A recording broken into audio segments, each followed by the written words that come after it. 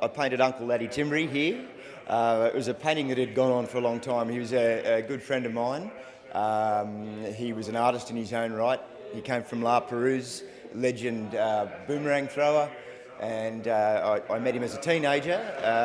Had a lot to do with his family, and he let me paint him. I painted him a couple of times, and this was the final painting I did of him.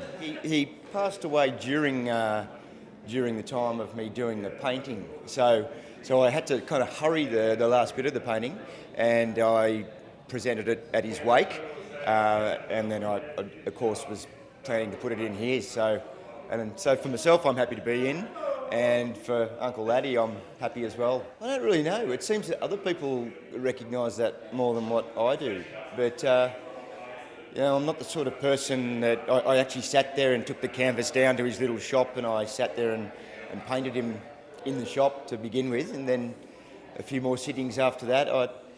I don't know what it is. Everybody says that it might be his eyes, but and a lot of people say that that's just really Uncle Laddie. It sounds like he's about to talk to me. So I don't know. I just did it. You can bang your head against the wall trying to get into major competitions, and I've tried a few times in different prizes. So it's nice to be selected in it.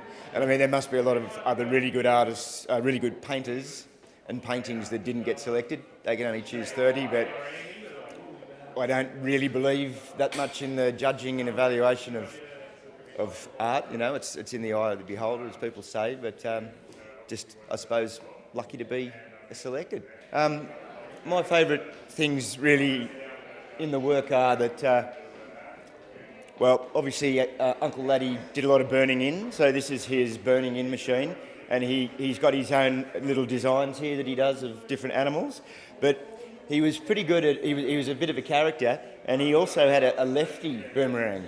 So that's him doing the lefty one, and the lefty is basically a boomerang that a left-handed person can throw, and it's got the little tapered edge on the other side. So there's that one, but this is a quite important part as well.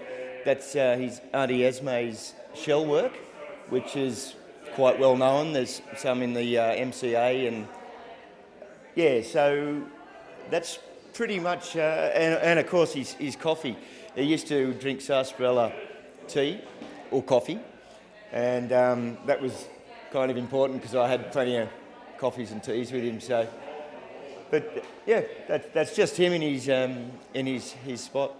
But another nice thing was that the night that I was finishing the painting in a hurry to present it at the funeral the next day, I went down to the studio and there was a moth sitting just here. And the moth I'd never seen. I've lived in that bush area for 20 years, and I'd never seen a moth like it. And it landed here, and it had this particular pattern on its back, and it had a white fuzzy head. And it sat there for the last 6 hours of the painting until I signed it, and I went back down in the morning and it was gone, couldn't find it anywhere. And so that was kind of the nicest thing about the painting for me. It was sort of like a sign that, thanks and good luck.